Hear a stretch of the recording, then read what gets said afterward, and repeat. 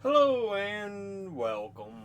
My name is Alan, and today we're on a video that was meant to be Wednesday's video, but it's back into wrestling.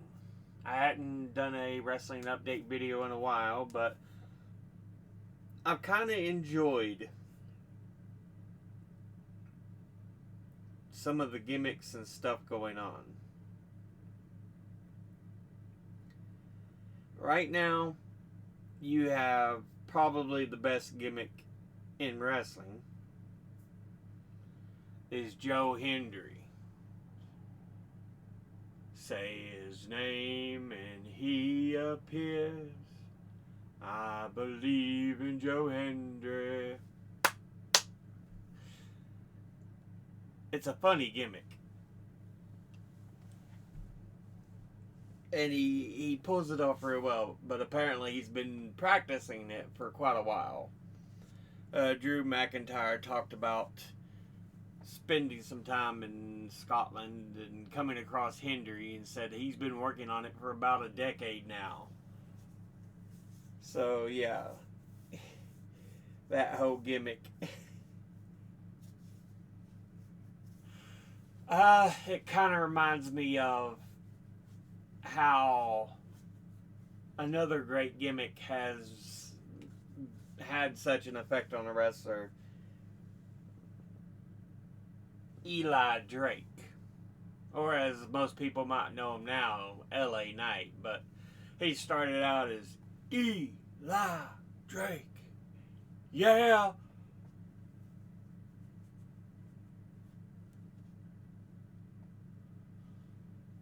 But yeah,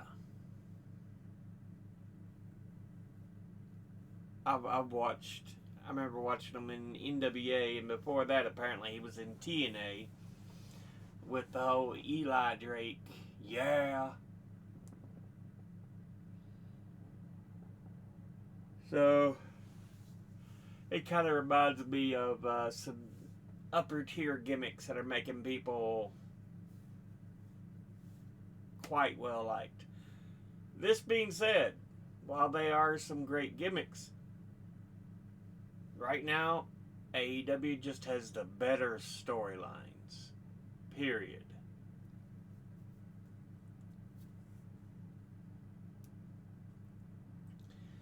Honestly, I'm quite glad to see Joe get a second run with the world title as his career is coming to an end, to a closeout. So I think they wanted to give him another run with the title. So I thought it was pretty cool. Um, but yeah, and then in the World's End pay per view, the December end of the year pay per view for AEW, they've got a 4-way match for the world title. Samoa Joe defending against Hangman Page, Swerve Strickland, and MJF. MJF cashed in his guaranteed contract. And so you wonder if they're going to try to put the belt on him, or will they let Joe hold on and end up having a one-on-one with MJF for the title? Because I could see that as another thing.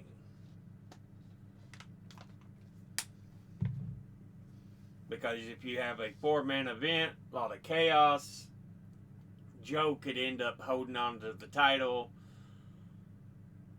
for a little longer just so they can put the belt back on MJF in a one-on-one match to end Joe's career. Because I think a little ways into 2026 is when his contract is up. So, yeah. I could see them doing something like that. And have interference or something else going on. because there's suspicion in that there are a number of stars who could be making returns at World's End. One of them being Keith Lee. He's been out for almost 2 years now and was in the midst of a feud with Swerve Strickland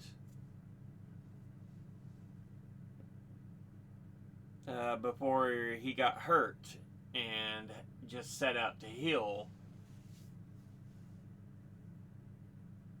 But yeah, I could see him come back. It's a possibility. Like I said, there's a lot of potential for chaos.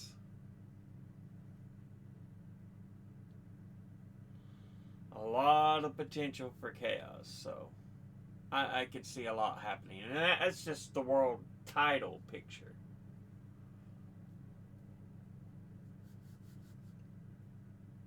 Honestly, AEW just has better storytelling right now. It's that notch above WWE. Like I said, WWE, look, there are some good gimmicks. I believe in Joe Hendry. Yeah. But,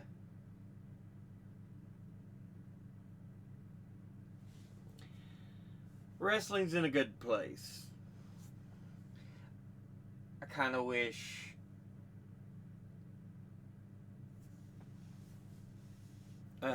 TNA hadn't been over to WWE. But what are you going to do? I do love that there are team-ups. There is more international recognition.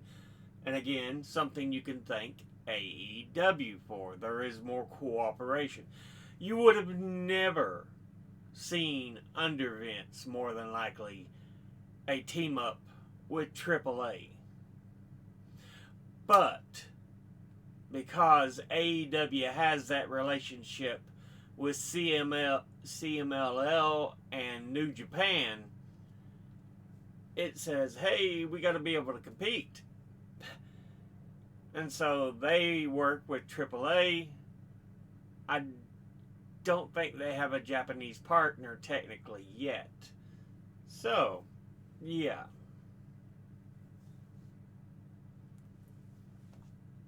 But some very interesting stuff. A lot of it you can really look to and go, gotta thank AEW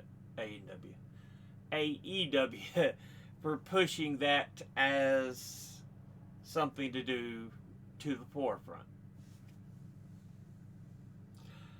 Also at World's End for AEW, we very well may see Andre El Idolo make his return, since he tried to return after being released from WWE. But, oh, you're under contract, non-compete.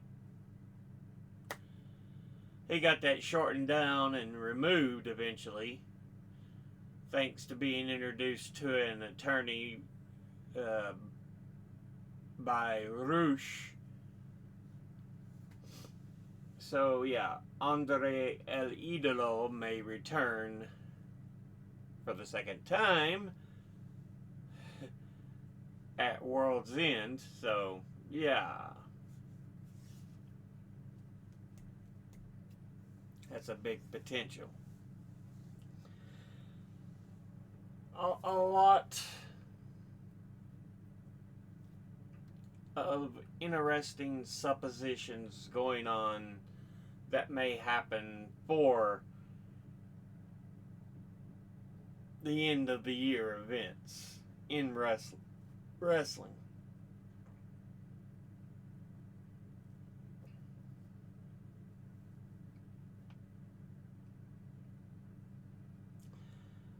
mainly, I just want everybody to be healthy, put on good shows.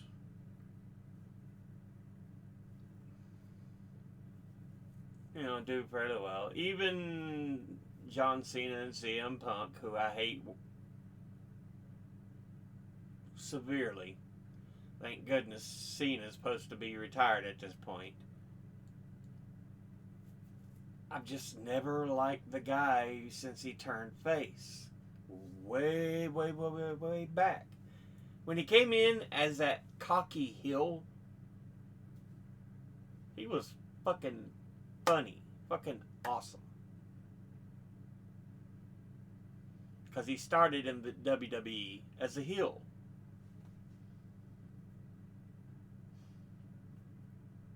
CM Punk, I used to be a big fan of, and then he turned into an asshole. So. But I don't wish ill upon either of them.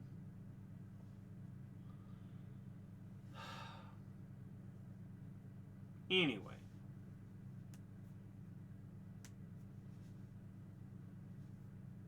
Yeah. Just some personal grievances.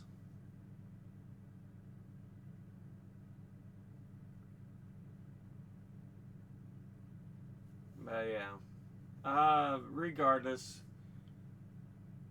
I think the coming year should be pretty good for wrestling. Something to get our mind off the bullshit going on in real life here.